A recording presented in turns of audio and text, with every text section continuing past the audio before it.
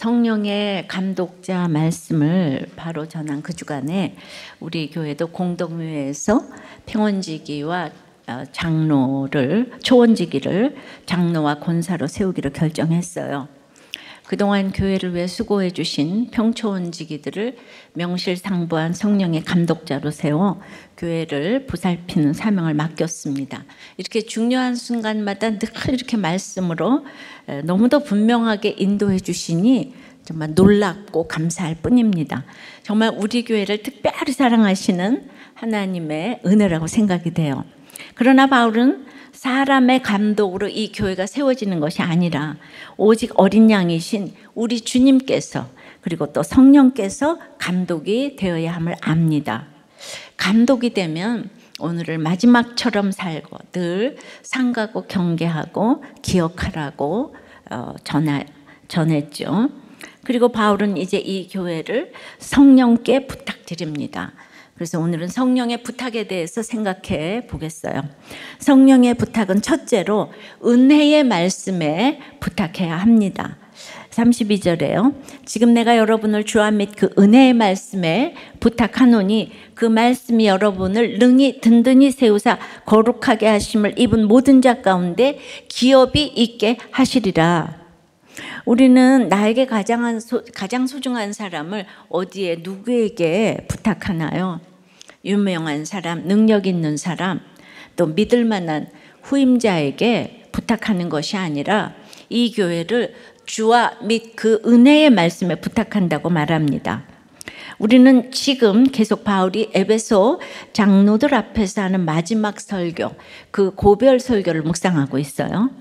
결박과 환란이 기다리는 예루살렘으로 가지만 바울은 자신에 대해서는 걱정하지 않고 오직 자신이 3년 동안 수많은 생명의 위협에도 가르치고 전파하여 세워진 생명보다 소중한 이 에베소 교회와 성도들 그리고 자신이 전한 복음에 대해서 아주 지금 노심초사 걱정을 합니다. 예수님께서 군병들에게 잡히는 그 밤에도 베드로가 그냥 대제사장의 종 말고의 귀를 잘랐잖아요. 그 귀까지 붙여주시면서 제자들의 실수까지 뒷수습을 하시면서 또 십자가를 향해 가시는 것과 마찬가지예요. 너무 여기서 부탁한다는 말의 원어가 파라티테미예요. 티데미 하지만 원어는 파라티테미인데 성령의 안아주심 설교에서 파라칼레오 기억하시나요? 파라는 옆에, 칼레오는 소리치다. 그래서 옆에서 함께 소리치고 울어주는 것이 안아주심이라고 기억하시죠? 근데 파라, 이 티테미라는 단어도 파라는 옆에라는 뜻이고 이 티테미는 놓아두다라는 뜻입니다.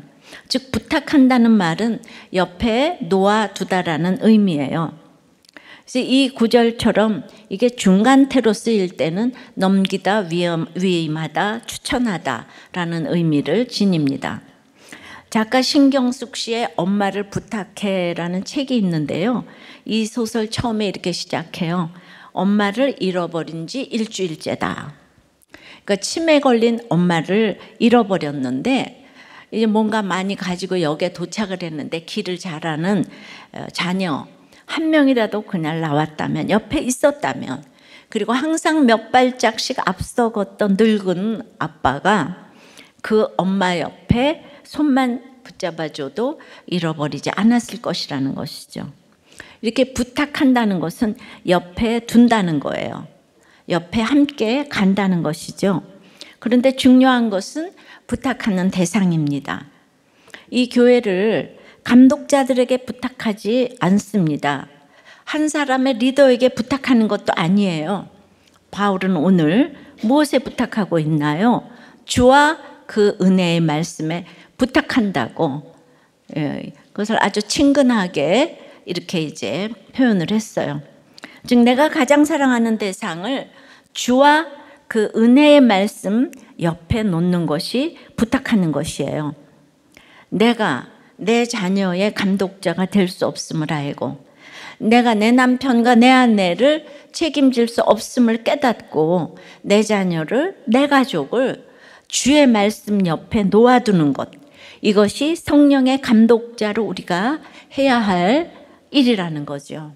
하나님께서 내 가정에, 직장에, 공동체에 감독자로 삼으셨다면 우리가 해야 할 일은 그 사람을 말씀 옆에 놓아두는 것입니다. 예수님의 마지막 유언과 같은 말씀이 누가복음 23장 46절에 나오는데, 예수께서 큰 소리로 불러 이르시되 아버지 내 영혼을 아버지 손에 부탁하나이다 하고 이 말씀을 하신 후 숨지시니라. 이 부탁하다가 바로 파라티테미예요.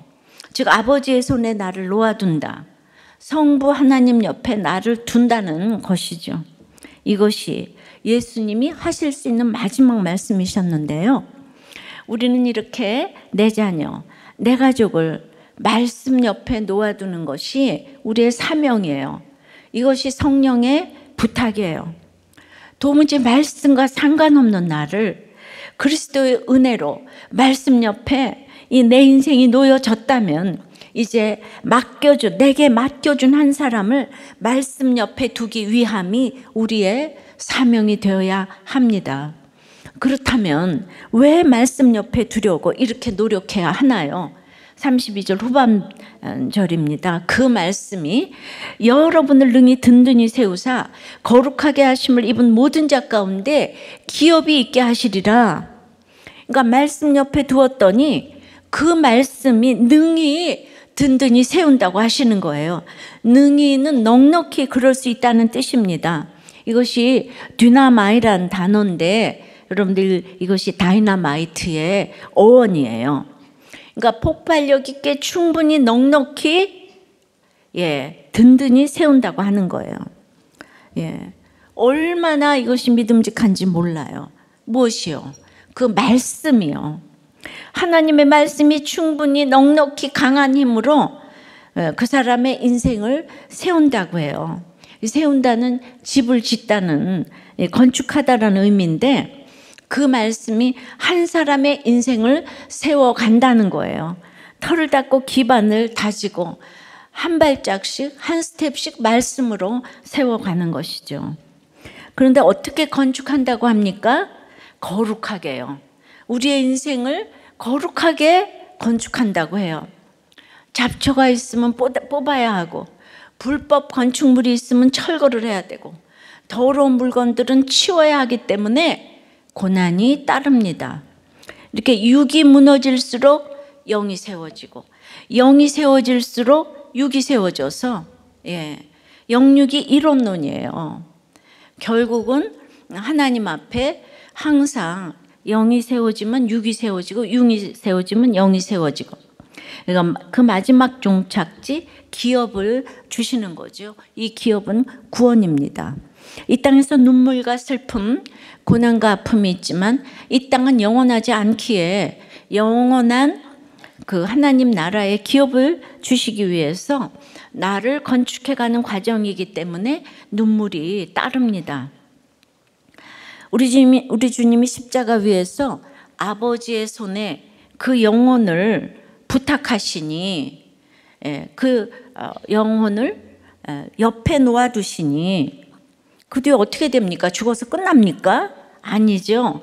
능히 영혼을 그 죽음에서 살리시는 그 능력이 우리 주님을 살리시죠. 무덤을 깨뜨리시고 죄와 사망의 권세를 깨뜨리시고 든든히 세우사 기업을 얻을 왕으로, 아들로 다시 살아나시며 우리에게 자신을 첫 열매로 보이시는 거예요. 너희도 나와 같이 될 것을 지금 보이시는 거예요. 이 얘기는 내가 감당할 수 없는 내 남편, 내 아내, 내 자녀를 위해 기도해야 합니다. 그리고 먼저 그들을 말씀 앞에 놓는 것이 아니라 예수님이 내 영혼을 아버지 손에 부탁하나이다, 파라티테미라고 말씀하신 것처럼 내가 먼저 말씀 앞에 내 인생을, 내 존재를, 내 삶을 데려다 놓아야 합니다. 그리고 그 말씀이 나를 든든히 세워간다면 이제 내게 맡겨준 한 영혼을 말씀 앞에 데려다 놓기 위해 나아가야 합니다. 이것이 성령의 감독자가 해야 할 일이고 성령의 부탁입니다. 이해되십니까? 예, 예수님이 나를 아버지 손에 먼저 부탁하셨어요. 말씀 옆에 놓아두셨어요. 예수님도 그랬는데 우리가 남을 탓할 게 아니고, 그러니까 나부터 말씀 앞에 바로 서야 한다는 거죠. 적용 질문이에요. 나는 매일 나를 어디에 데려다 놓나요? TV, 핸드폰, 술집 앞에 데려다 놓나요? 아니면 말씀 앞에 데려다 놓나요? 내가 가장 부탁하고 싶은 딱 한 사람은 누구인가요? 내가 성령께 부탁하고 싶은 한 사람. 예, 그러니까 우리들 교회는 말씀 앞에 데려다 놓기 위한 게 시스템적으로 돼 있어요. 교회에서 하라는 대로 하면은 그냥 말씀 앞에 다 이제 두게 돼 있습니다. 자, 은혜의 말씀 앞에 부탁을 했는데 두 번째는 성령의 부탁은 주는 것이 받는 것보다 복됨을 기억하라고 부탁을 합니다. 주는 것이 받는 것보다 복됨을 기억하라. 33절부터입니다. 내가 아무의 은이나 금이나 의복을 탐하지 아니하였고 여러분이 아는 바와 같이 이 손으로 나와 내 동행들이 쓰는 것을 충당하여 범사에 여러분에게 모본을 보여준 바와 같이 수고하여 약한 사람들을 돕고 또 주 예수께서 친히 말씀하신 바 주는 것이 받는 것보다 복이 있다 하심을 기억하여야 할지니. 바울은 에베소 교회와 성도들을 주와 그 은혜의 말씀에 부탁하며 이제 설교를 끝맺습니다. 죽음을 앞에 두고 하는 말은 중요한 말일 수밖에 없죠. 이제 마지막 남기는 유언을 통해서 장로들에게 3년 동안 바울이 어떻게 살아왔는지 삶의 이력서를 상기시켜 줍니다. 사람들은 많은 것 기억하지 않아요. 한 문장으로 기억합니다. 좁은 문 좁은 길인데 글쎄 그 좁은 길의 끝에도 돈이 있다고 하는 거예요. 그래서 이 설교의 마지막도 돈으로 마무리를 맺습니다. 왜냐하면 이 교회를 무너뜨릴 수 있는 가장 강력한 도구가 돈이기 때문이에요. 범사에 본을 보이라고 하는 이 바울에게도 그 당시 비방하는 사람들이 있더라고요. 현대인의 성경 고린도후서 12장 16절 17절에 보면은 어쨌든 내가 여러분에게 짐을 지운 일이 없어도 간교하게 속임수로 여러분을 착취했다고 말하는 사람이 있습니다. 내가 누구를 보내서 여러분을 착취했습니까? 그러니까 예루살렘 교회를 위해서 이 마게도냐 교인들이 다 구제헌금을 했는데 그 돈을 바울이 자신을 위해 지금 사용했다고 소문을 내고 다니는 사람이 있는 거예요. 사도 바울은 그런 거짓 소문에 휩쓸리지 말라고 얘기를 하고 있지만 그보다 중요한 돈의 본질에 대해서 알려주고자 함입니다. 돈은 하나님 자리에 있어요. 돈과 갓과 골드는 멀리에서 보면 똑같아요. 그 모든 것을 할 수 있다는 착각이 들게 해요. 돈이 있으면 행복할 거야. 돈이 있으면 저 사람이 나를 사랑할 거야. 돈이 있으면 내가 먹고 마시고 입고 맘대로 할 수 있어. 그리고 나를 사람들이 높게 볼 거야. 그러나 제가 늘 간증하지만 가난한 학창 시절에는 훨씬 제가 풍요로웠고 자유로웠고 또 부유했어요. 근데 부잣집에 시집가서 갇혀 있고 할 수 있는 게 하나도 없고 전혀 그 돈의 전능성과 상관이 없는 삶을 살았죠. 그러나 돈의 실상이 어떠합니까? 생명을 만들 수도 지을 수도 없고 사랑을 또 만들 수도 지을 수도 없습니다. 그런데 이렇게 돈을 전능한 것으로 착각하게 만드는 거예요. 돈은 하나님의 일을 하기에 너무 귀한 도구이지만 동시에 우리의 죄성을 불러일으키는 가장 강력한 도구입니다. 그러니까 바울을 비방한 사람도 바울의 복음 때문에 자기가 전하는 복음이라든가 자기 자리가 위태할까 그런 것이죠. 결국 돈이에요. 옳고 그름의 끝에 돈이 있어요. 그렇게 싸우는 끝에는 늘 돈이 있어요. 부부간에도 늘 돈이 있어요. 지역감정, 진영 논리 어쩌고 저쩌고 해도 모두 끝에 돈이 있어요. 그러므로 많이 벌어서 에베소 지역을 바꿔라, 로마에 선교해라 그게 아니고요. 이 바울의 얘기는 내가 은이나 금이나 의복을 탐하지 아니했고 예, 그러니까 탐심은 우상숭배라 그랬어요. 골로새서에서. 그러니까 탐하지 아니했다. 우리가 의복이 필요하죠. 근데 탐하지 아니했다. 내 쓸 것을 충당하며 수고하여 약한 사람들을 도왔다고 합니다. 그러면서 너희도 나와 같이 해라. 이것이 바울 설교의 마지막이에요. 이 충당하여란 말은 선박의 맨 아래에서 노를 젓다는 그 의미인데, 그 노예들이 한 일로 자신의 섬김에 대해서 이런 표현을 쓰고 있어요. 이건 모든 사역자 보고 자비량으로 섬기라는 게 아니에요. 보통은 구약의 11조 정신을 가지고 그 교회에서 생계비를 주었죠. 그러니까 11조 정신으로 했다는 것은 하나님의 뜻을 따라 행했음 의미합니다. 바울은 탐심을 갖지 않고 하나님 나라의 일을 하였다는 것이죠. 바울에게는 금과 은을 얻을 기회가 많았을 거예요. 이 너무 강력한 말씀 앞에 병자가 났잖아요. 귀신이 쫓겨났어요. 가정이 합쳐졌어요. 그러니까 돈과 인기와 명성을 누릴 기회가 얼마든지 있었겠죠. 가고 오는 세대 속에서 그런 사람들이 너무 많이 있었습니다. 예, 은혜를 받으면 뭔가 주고 싶은 게 있잖아요. 미국 오는 이번에 갔다 오는 공항에서도 예, 은혜 받은 어떤 성도님이었겠죠. 저를 보더니 막 초콜릿들을 막 상점에 가서 하나 사다가 주더라고요.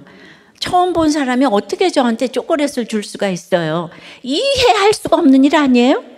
여러분 어떻게 그럴 수가 있어요?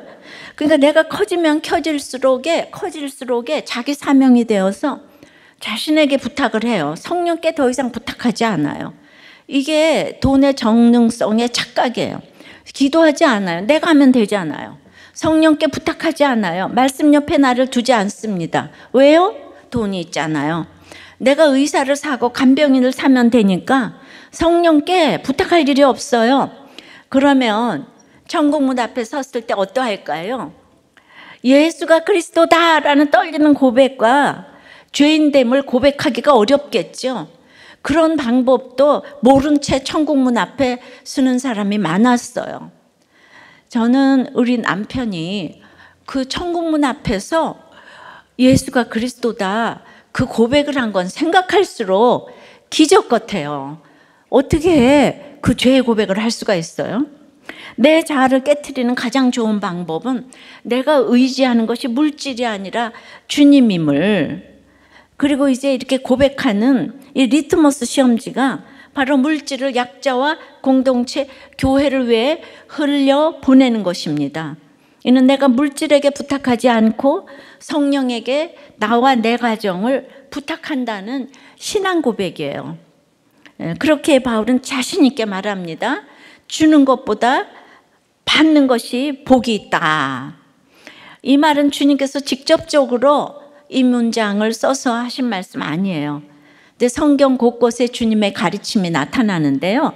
마태복음 19장 21절에 예수께서 이르시되 네가 온전하고자 할진대 가서 네 소유를 팔아 가난한 자들에게 주라. 그리하면 하늘에서 보화가 내게 있으리라. 예. 또 누가복음 6장 38절에 주라.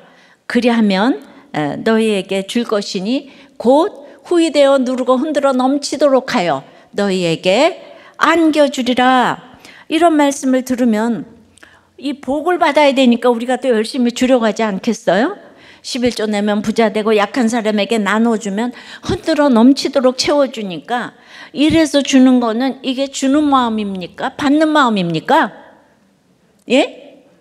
예, 이분 또 그래도 잘 달려 계시네. 정말 아리송하죠? 예, 이게 받는 마음이에요. 이 말씀은 그런 뜻이 아니에요. 여기서 복이 있다. 이 복은 헬라어로 그 유명한 마카리오스의 복인데요. 이건 사람이 누리는 복이 아니라 삼위일체 하나님이 누리는 복이에요. 이 팔복하시잖아요. 심령이 가난한 자는 복이 있나니, 바로 이 복이 마카리오스의 복이에요. 팔복 전체가 마카리오스의 복이에요. 그러니까 어떤 존재와 환경이 나의 기쁨이 아니고 오직 하나님과의 연합과 관계에서 오는 기쁨이라는 것이죠. 그래서 팔복의 처음과 끝이 천국이 저희 것임이라. 가장 최상의 상태의 복은 천국이 저희 것임이라. 하나님께서는 바로 이것을 주고 싶은 거예요. 이 복을 주고 싶은 것이에요. 마카리오스의 복을 주고 싶으신 것이에요. 그런데 이거는 우리 마음대로 못 받죠. 택자여야만 이 복을 받잖아요. 입이 적지만 그래도 설명을 하고자 하는 것이죠. 우리의 물질뿐 아니라 그래서 삶을 나눠야 해요.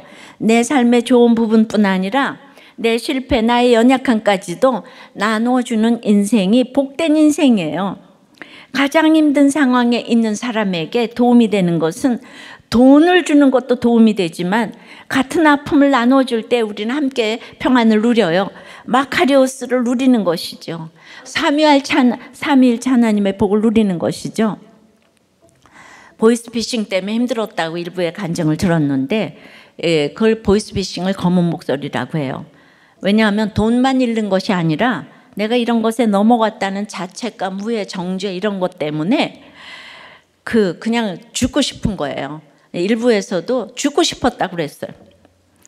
근데 요즘은 대부분 보이스피싱이 욕심 때문이 아니라 자영업자들이 대출에 허덕여서 아주 그냥 싼 이자로 이렇게 빌려준다 그러면은 이 생존 때문에 금세 이렇게 넘어가는 거예요.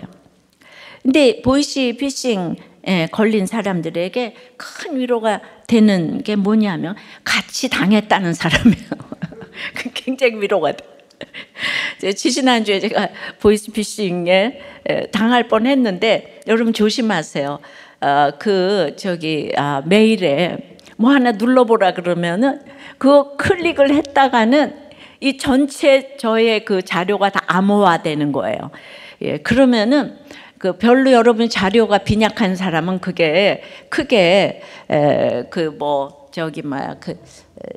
저희가 되지 않겠지만은 이 자료가 중요한 사람은 그거를 이제 복구하려면 돈 내놓으라고 하는 거예요. 그러니까 이제 보이스피싱은 전반에 걸쳐서 있습니다. 그래서 제가 이렇게 복구를 했는데 그 밤에 컴퓨터를 초기화시켜서 복구해서 잠을 안 자고 제가 똑똑하죠? 아침에 왔더니 이 부목사님도 당했다 그러는데 제가 당했다 그러니까 그냥 너무 위로를 받는 거예요. 자기 당한 건 이제 아무것도 아니야. 그렇게 내가 당한 게 그렇게 그냥 깨소금인 거예요. 너무 좋아가지고. 물론 물질도 많이 흘려보내야 합니다. 하지만 우리들 교회는 우리의 약재료까지 우리의 삶까지 나눠줘야 합니다. 내가 이런 죄인이에요. 이런 고백을 나눌 때 정말 나는 내 인생의 주인이 될 수 없는 연약한 자예요. 그래서 내 삶은 내 가정을 우리 주님 손에 부탁합니다. 이게 성령께 부탁드린다는 고백입니다. 적용 질문이에요. 그러니까 내 주변에 본이 되어 그 힘든 지체에게 다가가 물질로 삶으로 흘려 보내는 것은 무엇입니까? 그 흘려 보내게 되면 그 인생이 이 세상은 알 수 없는 천국의 그 마카리오스의 복이 믿어지십니까? 그러니까 이걸 알 수가 없으니까 돈돈돈돈 하는 거죠. 그럼 다 지옥을 살아요, 지옥을. 그래서 맨날 이렇게 분쟁이 일어나는 거죠. 그래서 이제 우리들 교회 적용을 좀 해보겠어요. 우리들 교회가 여기까지 온 비결은 재정이 투명했기 때문이라고 생각해요. 몇 년 전요 휘문 사건이 있었죠. 그래서 우리들 교회도 재정감사를 교육청과 경찰로부터 받았습니다. 저희는 늘 원칙을 지키느라고 힘들었지만은 이렇게 국가 관련 기관에서 모든 조사를 받을 때가 올 줄 그 누가 알았겠어요? 그러나 아무 문제가 없어서 아무 제재를 정말 받은 일이 없어서 도리어 그쪽에서 많이 놀란 것 같아요. 이것을 여러분들이 아는 바니라고 할 수 있습니다. 개척 첫 주일부터 재정을 공개한 것은 투명하게 쓰겠다는 의미였고요. 그리고 이제 교회에서만 쓰려고 했던 큐티인을 여기저기서 달라고 했어요. 그런데 이게 이렇게 좀 많이 나가게 되니까 이거 세금 내고 정식으로 판매하지 않으면 도리어 그것이 불법이 된다는 거죠. 교회는 책 판매를 할 수가 없습니다. 시판을 위해서 법인이 필요했어요. 요즘 법인은 인간하기가 너무 어렵다고 해요. 이제 실사를 나와서 우리 판교 5층에서 쫙 책만 들고 있으니까 이게 진짜 사실이구나 해서 이 우리들 교회를 신뢰해서 인가가 나왔어요. 그래서 큐티 선교회는 2000년부터 있었지만은, 개척 전부터 있었지만은 이 책 판매를 위해 2016년도에 경기도에서 법인으로 인가를 받았습니다. QTM 정관에 보면 그 사업 종목 중에 뭐 목회자 세미나, 큐티 세미나, 세대별 큐티 책 출판, 또 해외 선교사 네트워크 협력 사역 등이 있고요. 국세청에서 발행한 사업자 등록 중에는 종목에 출판 서적이라고 되어 있습니다. 그리고 경기도지사가 인가해준 비영리법인 설립 허가증이 있습니다. 그러니까 큐티 선교회는 개인 선교회가 아니고요. 이 학교처럼 경기도가 감사해주는 법인이고요. 어찌 보면 교회보다 훨씬 더 까다로운 것이기 때문에 경기도에 늘 재정 보고를 합니다. 그래서 항상 원칙을 지키는 것은 너무 힘들지만 결국 살아남았어요. 이것을 여러분들이 아는 바니, 근데 잘 모르더라고요. 약한 사람들은 교회 밖에도 있지만 교회 안에도 있어요. 개척 1주년에 개인 회상을 신청하라고 하니까 40명이 신청했던 것을 기억하시는 분이 있을 거예요. 그래서 저희들이 변호사비를 지원해서 도왔습니다. 그 후로 추수감사절 헌금은 성도들을 위해서 썼어요. 그리고 우리들 교회는 자유함이 있어서 또 다 신청을 잘 하세요. 그럼에도 추수감사절 헌금을 성도들에게 씀에도 불구하고 10년 만에 판교 성전을 빚 없이 헌당했습니다. 은혜의 말씀을 옆에 놓아두니까 주님이 보여주신 기적이라고 할 수 있습니다. 큰 부자가 헌금한 것이 없는 개미 군단의 승리였습니다. 이 정도면 너무 기적 아니겠습니까? 그래서 성령의 부탁 세 번째는 우리는 무릎을 꿇고 기도해야 합니다. 36절부터입니다. 이 말을 한 후 무릎을 꿇고 그 모든 사람들과 함께 기도하니 다 크게 울며 바울의 목을 안고 입을 맞추고 다시 그 얼굴을 보지 못하리라 한 말로 말미암아 더욱 근심하고 배에까지 그를 전송하니라. 우리의 모든 부탁은 결국 기도로 끝을 맺어야 합니다. 우리의 모든 목장도 기도로 시작해서 기도로 마무리를 지어야 합니다. 우리의 삶도 기도로 인생을 맺어야 합니다. 바울의 고별 설교도 기도로 마무리를 맺습니다. 이것은 이 교회를 성령께 부탁한다는 우리의 고백이며 기도로 마지막 인생의 마침표를 찍는 것도 내 인생 전체를 성령께 부탁드린다는 고백이죠. 그런데 기도를 했는데 오늘은 무릎을 꿇고 했다고 해요. 그때까지 유대인들은 하늘을 향해 두 손 벌리고 서서 기도하는 것이 일반적인 기도 형태였는데요. 그래도 성경에 무릎을 꿇고 기도한 장면이 이제 가끔 등장해요. 솔로몬이 성전 건축할 때, 성전 건축 후에 기도할 때 무릎을 꿇었어요. 열왕기상 8장 보면. 또 에스라가 백성들이 이방인과 불신 결혼한 것을 알고 무릎을 꿇고 회개의 기도를 드렸어요. 에스라 9장 5절 보면.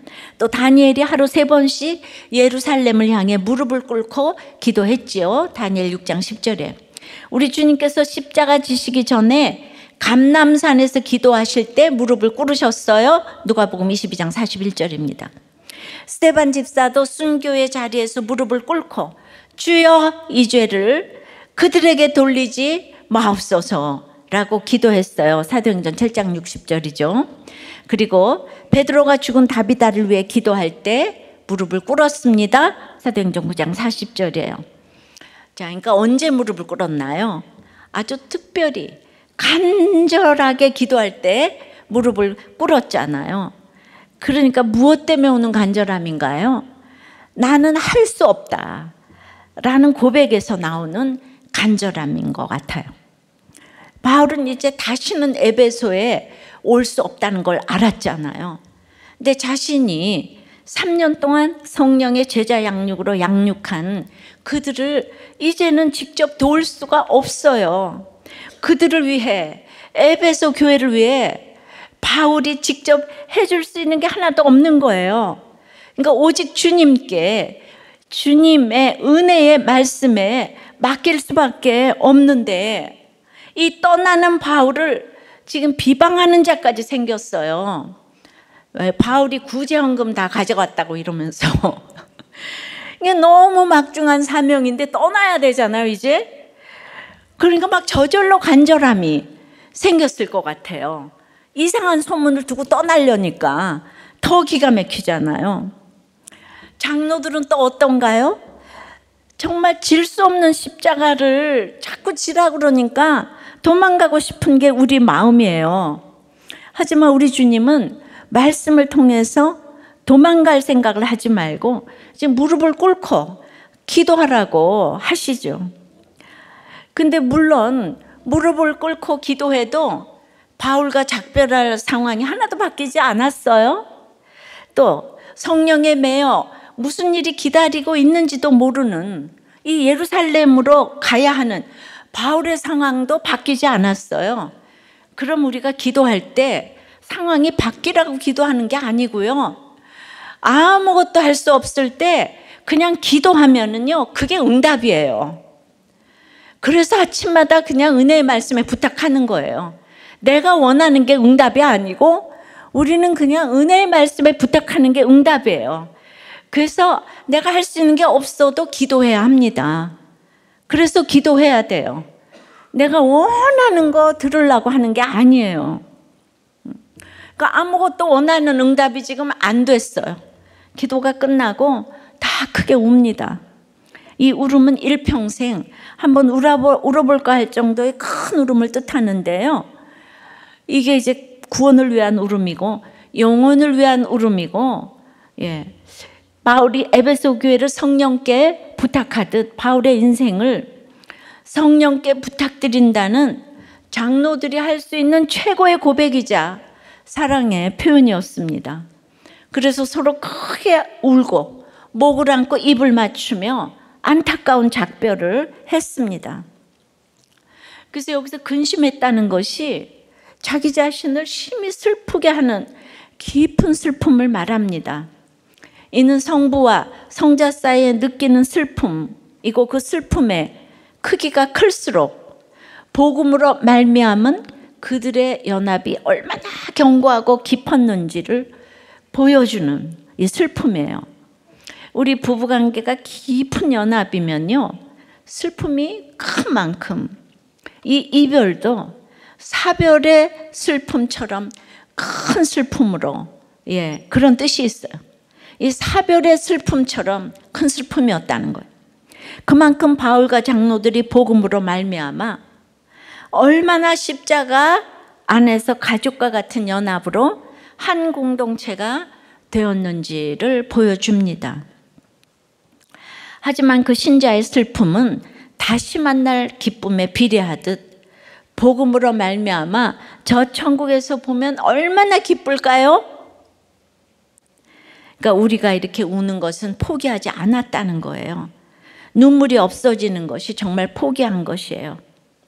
앞으로 닥칠 환난 때문에 울고 기도한 것은 좋은 의미예요. 스데반이 죽었을 때 경건한 자들이 크게 울었어요. 초대교회는 바울의 눈물 등 눈물이 많았어요. 눈물이 많은 곳은 그래도 이 세상에서 소망이 있는 곳이에요. 슬퍼서 우는 것은 복음이 전해질 장소니까 소망이 있고, 이웃을 위해 눈물을 흘리는 것은 하나님이 원하시는 차원이니까 이래저래 눈물은 좋은 것이라고 생각이 됩니다. 하지만 그들이 무릎을 꿇고 함께 드린 기도는 땅에 떨어지지 않았어요. 이때로부터 한 세대, 즉 30년 이상 시간이 지났을 때 에베소 교회는 여전히 아시아 중심 교회로 그 역할을 하고 있었고요. 요한계시록의 7교회 중 하나로 자리매김을 했습니다. 비록 주님께 처음 사랑을 버렸다고 꾸중을 들었지만은 그래도 꾸중을 받을 수 있는 교회로 남아있는 것이죠. 전 이것이 참 중요하다고 생각하는데요. 이 꾸중을 받을 수 있는 교회, 또 교인도 많지 않아요. 그렇게 꾸중을 받았지만 지금까지 2000년 교회사에 찬란히 에베소 교회는 그 이름을 지금 올리고 있습니다. 우리들 교회가 그동안 7일을 많이 했어요. 근데 그 7일을 받아내신 분들은 우리들 교회의 이 진정성을 알렸기 때문에 갑절의 은혜가 있을 줄 믿습니다. 그래서 우리 무릎을 꿇리는 사건이 오는 고난은 사실 축복이에요. 우리가 다 저절로 무릎을 꿇을 수 없는 교만한 존재들이잖아요. 그런데 사람 막대기와 인생 채찍으로 우리 무릎을 꿇게 하시니 우리가 구원의 길을 벗어나지 않게 되는 것이죠. 처음 사랑을 잃어버릴 수 없게 해주시는 거예요. 그러니까 끝까지 하나님을 향한 간절함을 가지고 성령에 매여 사명을 감당하는 그 인생을 살 수 있게 해주기 때문에 이것이 감사한 거예요. 우리들 교회는 개척 때부터 아들남 공동체였어요. 그래서 간절함이 있어요. 하나님 말씀 앞에서 무릎을 꿇고 기도하는 영성이 그때부터 지금까지 이어지고 있습니다. 이 간절한 기도의 영성을 주님 오시는 날까지 이어가기를 축복하고 소원하고 기도합니다. 적용 질문이에요. 여러분은 서서 기도하고 싶은 상황에 있습니까? 무릎을 꿇을 수밖에 없는 상황에 있습니까? 무릎 꿇고 함께 기도할 공동체 안에 들어와 있습니까? 바깥에서 구경만 하고 있습니까? 또 급한 기도 제목이 올라왔죠. 4살 아이니 손가락 3개가 에스컬레이터에서 뭉개져서 절단이 되었습니다. 근데 구급차 안에서 이제 출발을 못하고 1시간 반, 2시간 가까이를 움직이지 못한 것이 열이 38도 되기 때문에 아무 병원에서도 받아줄 수가 없다는 거예요. 무전으로 연락을 해보니까. 그래서 거기서 이제 2시간을 기다렸으니 얼마나 화가 나겠어요. 이 아빠가 빨리 가서 봉합을 해야 되는데. 그런데 그때 이제 가만히 진정을 하고 생각을 해보니까 손가락이 잘려나간 3개 중에서 2개만 찾았고 1개를 못 찾았대요. 그런데 그 기다리는 시간 1시간 넘어서 안전요원이 글쎄 마지막 3번째 잘린 손가락 하나를 찾아가지고 왔다는 거잖아요. 그런데 그 다음날 뉴스를 보니까 그 안전요원이 그 쬐끄만 그 4살짜리 아이 손가락 그것도 끝에 잘려진 부분 그거 하나 찾겠다고 에스컬레이터를 다 뜯었다잖아요. 그래가지고 그걸 찾아가지고 왔대잖아요. 우리 박수를 이때 쳐야 돼요. 우리가 이렇게 책임감 가지고 찾아주는 줄 정말 몰랐어요. 그러니까 우리는 빨리 가는 게 기도응답이잖아요. 근데 하나님은 2시간 이렇게 대기하게 하셔서 3번째 손가락을 찾게 하셨잖아. 그러니까 우리 응답은 뭔지 모르니까 무조건 기도를 해야 되는 거야. 기도. 가장 좋은 길로 인도해달라고 그래서 공동체와 더불어 기도를 해야 되는데 진짜 너무너무 감사하더라고요. 그러면서 이걸 통해서 이번 연도처럼 살아가면서 힘든 애가 없었던 것 같은데 식당하게 되면서 힘들어서 빚지게 되고 아버지가 그 와중에 돌아가시고 권찰이 유산을 하고 고소사건에 얽히고 설키고 거기에다가 지금 이제 아들 사건까지 왜 이렇게 힘든 일이 계속 반복해서 일어나는가 묵상을 하는 가운데 최종적으로 제가 다른 길을 계속하고 있었다는 것이 깨달아졌다는 거예요. 자식을 치니까 하나님께서 자식을 통하여서 제가 그렇게 고민하고 붙들고 있었고 정말 내려놓지 못하는 것들이 그냥 그런 것들이 전부 아무것도 아닌 게 되더라는 거예요. 그러니까 이 4년이라는 시간 동안에 11가지 사업을 했는데 하나도 성공을 못하고 모두 실패하고 빚더미에 앉게 하신 이유를 알게 됐다는 거예요. 그러니까 인생 채찍으로 저희 무릎을 꿇게 하신 것인데, 그냥 이렇게 우리가 그 해석을 할 때 늘 이제 왜 빨리 안 가는가, 지금 이 구급차가 왜 빨리 안 가는가, 그러니까 해결되기를 원하잖아요, 그죠? 그런데 우리가 기도했으면 지금 그 구급차가 안 가려고 안 가는 게 아니잖아요. 그러니까 여러분들은 항상 해석부터 해야 해결이 되는데 늘 해결을 기도응답으로 생각하니까, 이 목자님께서 청년부 출신인데 아직 세상에 쌓아놓는 걸 너무 좋아하기 때문에 이 11가지 사업이 다 안 되는 이유는 허황되기 때문인 거죠. 그러니까 하다 안 돼서 그래도 하나님의 택자기 때문에 이렇게 깨닫게 하신 것이 너무 은혜고, 우리들 꽤 붙어만 있으면은 수지 맞는다는 말이 바로 이 말씀이 아닌가 싶어서, 여러분들이 그렇게 안 되는 것은 욕심 때문이고 허황된 게 있기 때문에 다 이유가 있어서 안 되는 걸 좀 알으셨으면 좋겠어요. 그러니까 뭐가 없어도 하나님의 뜻이면 그 사람이 지옥을 살지 않아요, 절대로. 주는 것이 받는 것보다 복이 있으니까. 근데 내 인생의 목적이 잘 먹고 잘 사는 거, 여기에 목적이 있으니까 날마다 되는 일이 없다고 표현을 이제 그렇게 하잖아요. 그러니까 이번에 아이니가 큰 일을 이제 했고, 우리가 이렇게 성령의 부탁을 하면서 우리의 모든 식구들을 하나님께 올려드렸으면 좋겠습니다. 말씀을 맺어요. 그러니까 성령의 부탁은 은혜의 말씀이 그 옆에 놓여지기를 부탁해야 하는 거예요. 파라티테미의 말씀을 이제 옆에 놓으라고 이제 부탁을 하는 거죠. 주는 것이 받는 것보다 복됨을 기억하라고 합니다. 우리의 복은 이 세상의 복이 아니고 천국의 복, 마카리오스의 복, 삼위 하나님의 복. 이 복은 세상이 전혀 알지 못하는 복이에요. 그러니까 이렇게 사명 감당하는 분들이 많죠. 근데 그걸 위해서 무릎 꿇고 간절히 기도하라고. 우리가 그래서 정말 저 높은 곳을 향하여 날마다 나아가는 이 복을 여러분들이 알았으면 좋겠어요.